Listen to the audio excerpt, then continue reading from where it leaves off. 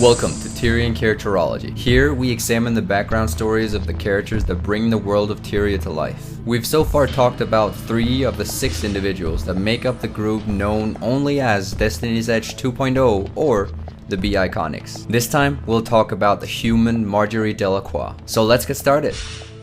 The story of Marjory begins in a dark alley. At the time, she's part of the Ministry Guard of Divinity's Reach on a mission with her partner Henrik Baker to pick up a young boy who is thought to have witnessed a crime. But as they find him, Henrik decides to kill the boy. Marjory is stunned, not believing what her partner had just done. And despite her threats toward Henrik, there seems to be nothing she can do. As Henrik walks off triumphant, Marjory's skills in the art of necromancy suddenly lets her get into contact with the deceased boy. But as he's about to tell her about the crime he witnessed, he is sent off to the mists by a rogue necromancer who hastily flees the scene. Marjory rushes after the criminal, but quickly loses track of him. At that moment, a silent figure sneaks up on her and holds a knife to her throat. "Listen closely," a deep voice said. "There are forces at work in this city, in this world, that will take us all down if we let them. Together, you and I can make a difference." "Who are you?" Marjory asked. "You can call me E." Marjory turns in her Ministry Guard badge and instead opens up a business as a private investigator. We meet Marjory at the Dead End Bar with Casimir Mead as Logan Thackeray enters. Marjory Delaqua? If it suits you. It suits me just fine. I want to hire you. There's been a murder. Lion's Arch Counselor Theo Ashford is dead, and I want to know who's responsible. Sounds like a job for the Lion Guard. What's got you peaked? Between you and me, Ashford's an old friend of the family. I want to make sure they find his killer. I see. And you don't trust the Lion Guard? Let's just say I'm hedging my bets. The pay's good. You in? Marjory heads off to Lion's Arch. Here, the Dragon Bash festival is in full swing, but Marjory is only out to solve the tragedy of Theo Ashford. As she arrives at the scene of the crime, the Lion Guard are already there, and so here, Marjory first encounters Lion Guard Inspector Ellen Keel. You look like you're in charge. You're smarter than you look. So my mama always said. But I'm not here for witty banter, satisfying as that might be. I'm a private investigator from Divinity's Reach, and I want to offer you my services. What could you possibly offer that the Lion Guard doesn't already have covered? That's a loaded question. Marjory quickly finds that an elusive pirate named Mytrin was responsible. Mytrin, you're under arrest by Lion Guard authority. You will present yourself... If it weren't for that detective and her cronies, you'd never have known it was me. My plan was to open a seat on the council so I could fill it. Now it's to punish you all for spoiling my first one. Mytrin flees the scene as her crew comes out of their hiding place. Marjory's job is done in Lion's Arch, but Ellen Keel sets after the criminal. The next time we meet Marjory, she and Casimir have been investigating a strange phenomenon in Keswick's Hills. That tower was veiled with illusion magic until just a short while ago. I found the perfect spell. It was luck, really. It was fantastic. The sky darkened and... I could sense the magical framework. A mesmer had formed the illusion. She just closed her eyes and raised her hands toward it. Magic crackled from her fingertips. I found the crack in its cloak. A magical poke in the right place, and it dropped like a Norn fart at a moot. Jory. So when the veil came down, there it was. The tower. And the crate. And the nightmare court. They weren't happy. Still aren't. I know poisons. I'm sure I could formulate an antitoxin if I had samples of the spores. And so, that is exactly what Marjory sets off to do. As they enter the tower, they encounter Rox and Bram, who are both on a mission to track down a crazy Zelvari named Scarlet. Together, they quickly find that the Tower of Nightmare and the Toxic Alliance is all Scarlet's doing. Inside the tower, they face their worst fears in an attempt to bring it down. And at the tower's core, Marjory injects her newly created antitoxin into the heart of the tower. Casimir portals the group out of the tower just as it explodes. And just like that, Scarlet's plans have been sabotaged, but that doesn't stop her. She quickly launches huge machines in Lorna's Pass, and so the heroes venture after her to stop the machines from wreaking too much havoc. After the battle, the heroes travel to Lion's Arch to gather their strengths, but Casimir is in a rough state of mind. Hey, what's wrong? You've been unusually quiet today. It's my father's birthday. He'd have been 45 today. I'm sorry. Do you want to talk about it? I just miss him. He didn't deserve to die like that. Like a rat in a cage. Why was he in jail? He was in debtor's prison. It's not what you think. He was a good father. How did he get into debt? My brother Kyle liked to gamble. He lost a lot. My father loved him, and he used family money to bail him out. They were going to kill Kyle. So then your father couldn't pay his own bills. That's right. So they took everything we had left, and they put him in prison. That's why you were looking for a job. And you hired me. I'll never forget how you saved me that day, Jory. I had no idea your situation was so dark. Oh, Cass. Shh. It's okay. Listen, honey. Why don't you stay with me tonight? You shouldn't be alone. I'm afraid I'll never want to leave. I won't let you. After Marjory has comforted Casimir, she is once again contacted by Logan, who at the time is trying to transport a curious Asuran girl named Taimi back to Radasum. Marjory, a word, please. I'll be right back, Cass. Is Lady Casimir okay? Yeah, she'll be fine. It's just been a rough day. Did you see that twisted marionette? I did. And I heard there are jungle worms erupting from the ground in Blood-Tide Coast. That's because they're disturbed by Scarlet's seeking devices. I thought your Norn was taking you home. He is. He just doesn't know it yet. Hey, I've been meaning to ask you something. You wouldn't know anyone who goes by the initial E, would you? Just E? E? No, why? No reason. Just eliminating possibilities. The next time we meet Marjory, Casimir is up in arms about something. Lace curtains here, linen tablecloths there, and a sign out front that says Delaqua Investigations. Or... Stop. No curtains. No tablecloths. And most of all, no sign. But... No. But... Okay, maybe curtains. But only if they're black. Rox enters the room. Rox, come in. Join us, please. Long time no see. So how did you two meet? About 6 months ago, I was just minding my own business and... She posted a help wanted sign, and I was looking for someone to help. So you met only 6 months ago. It seems like you've been together longer. I'd noticed her before that, around the city. You had? You never told me that. So you're a mated pair?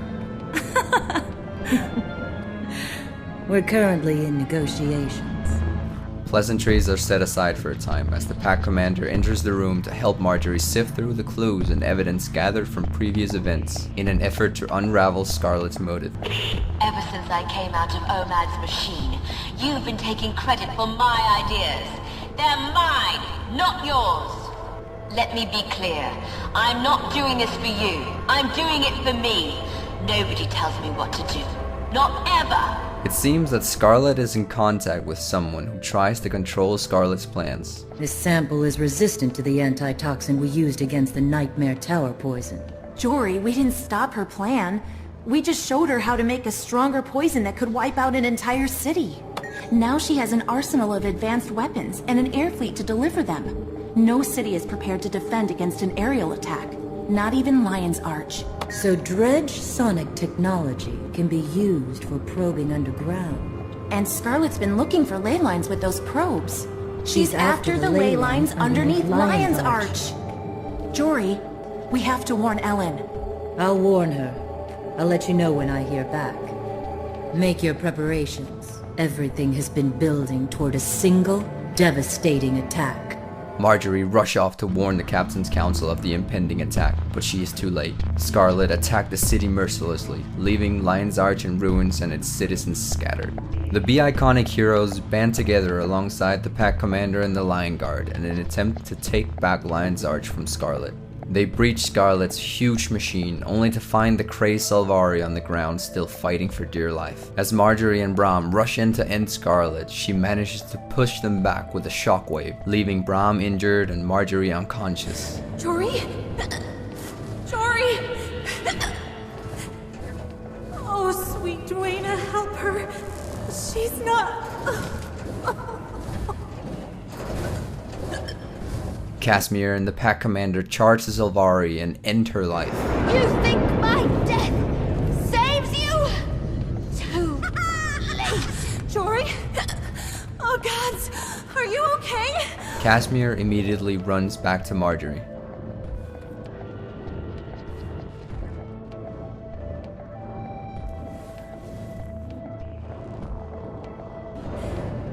Jory! Oh, Jory, I thought you were... Hush, love. I'm okay. It's okay, honey. I'm going to be okay. But as Marjory wakes up, Scarlet's drill suddenly hits a ley line underneath Lion's Arch. The impact sends out a magical wave which hits the sleeping elder dragon named Morjamoth.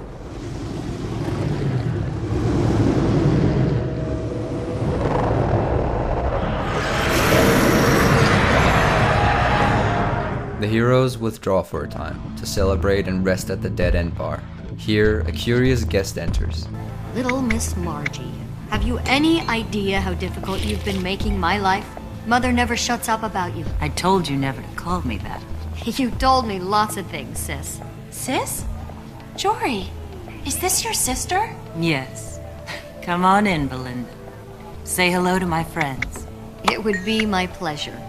So how are you? You're looking a little skinny. Oh, gods, don't tell Mama that. Besides, look at you. Getting fat in that cushy new serif post of yours. Oh, I don't think she's fat at all. Why, thank you. My sister's always been jealous of my voluptuous figure. She used to call me Big Belly. Only because you called me Little Miss Margie. Like I was some snooty noble or something. Oh, You were snooty. Marjory used to order me and all the other kids around, even though she was the youngest. I can't stay long, my dear. I'm just here to count your limbs and listen to your heart. So, how is your heart? Strong as ever. What do you think of Casimir?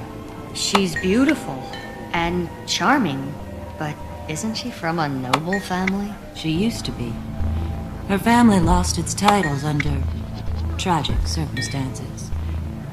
She's one of us now. Well, in that case, I wish you and her every happiness. I can see that you care deeply for her. Yes, I do. The dragon's roar calls the heroes further out west, where Belinda's squad is also investigating the situation. What are you doing here, Margie? We heard a rumor there were strange goings-on in this area.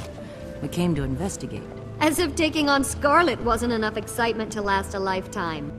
Looks like we've almost got those vines out of the way. You coming through with us? Yeah, we want to see what's on the other side. You don't mind, do you? If you come with us? Great gods, no! I don't get to spend enough time with you. Delaqua, I have a mission for you. I need you to run back to Fort Salma and give them an update. Oversee getting soldiers posted here to keep these vines back. Double time, Seraph! Yes, Corporal. It's okay. Some other time. I'm sorry I can't go with you. Send Mama word that you saw me, will you? So she worries a little less. Okay, I'd better get going. Take care of yourself, okay? Love you, sis. Always. As Belinda goes off to Fort Salma, the Be Iconic heroes venture into the Maguma Waste, a desolate area infested by the minions of the newly awakened dragon. Here, they find that the Sephirite Sanctum has crashed into the desert, and so they track down the perpetrator, Aaron, a Sylvari who, much like Scarlet, seems to have lost his mind. Aaron has been chasing the masterpiece from the crashed Sephirite Sanctum, and so the heroes arrive just in time to save the master. Thank you for your service. I'm sorry you got involved in my troubles. Why was he after you? He started losing his mind on the ship. He's the one who sabotaged it, you know. Yes, we know. Did he want revenge on you for something? No, he wanted me to give him power. Great power that he couldn't handle. I refused. He could not let it go. will you come back now? We can escort you. No. My journey has only just begun. Be well. I'm glad our paths crossed today. Marjory and Casimir receive news that Fort Salma is under attack, but when they arrive they find that Marjory's sister, Belinda, along with her entire squad, has succumbed to Morjamoth's power.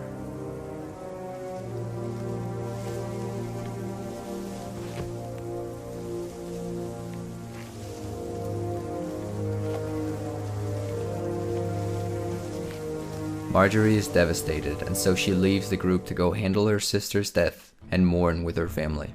But while she is gone, the threat of Mordramoth only grows. The numerous different factions of Tyria try to find solutions everywhere, and so a young scholar named Campbell is sent to Fort Salma to investigate the strange happenings there, but she is overwhelmed by a new threat, the ghosts of the fallen Seraph. Luckily, Marjory comes to her rescue and save her from the ghost of Belinda. Stop! Please, don't kill me! Stay back, Mordrum. I'm not a Mordrum. You're confused. I'm not a Mordrum. Belinda Jane Delaqua! Halt! Margie? What's happening? Belinda, I'm here. It's okay. You're okay now. You did good, Margie. You brought my sword. I promise I'll care for it. The darkness overwhelms you. I will blame your enemies before they can harm you. Until the day you die, I'll be with you. And my love for you is everlasting.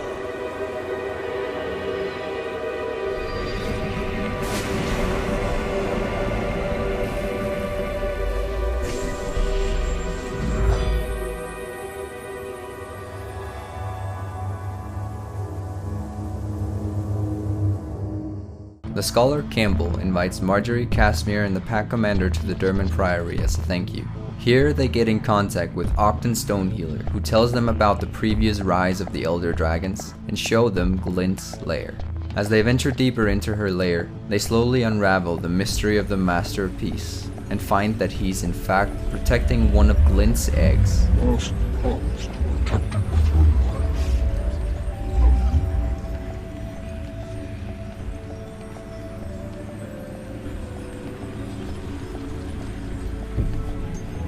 With this knowledge, they chase after the Master of Peace further into the Maguma Wastes to assist him on his quest. Following his trail, they finally find him in the middle of a labyrinth where he's fighting for his life. They kill the monsters attacking him, but the Master is badly injured. Quickly, kneel beside me. I'm dying. You're our only hope now. Listen closely. I have something I can no longer protect. You must understand its importance to Tyria's future. The egg. No time to explain. Kaith, wait! What do you think you're doing? The heroes rush after the mysterious Kaith in an attempt to save the egg. This is where I will leave the story of Marjory for now, as the BI Iconics venture further into Mordrum-infested areas to try and put an end to Mordramoth. Next time, we'll take a look at the story of Casimir Mead. Thank you for watching. Until next time, I will see you in the mists.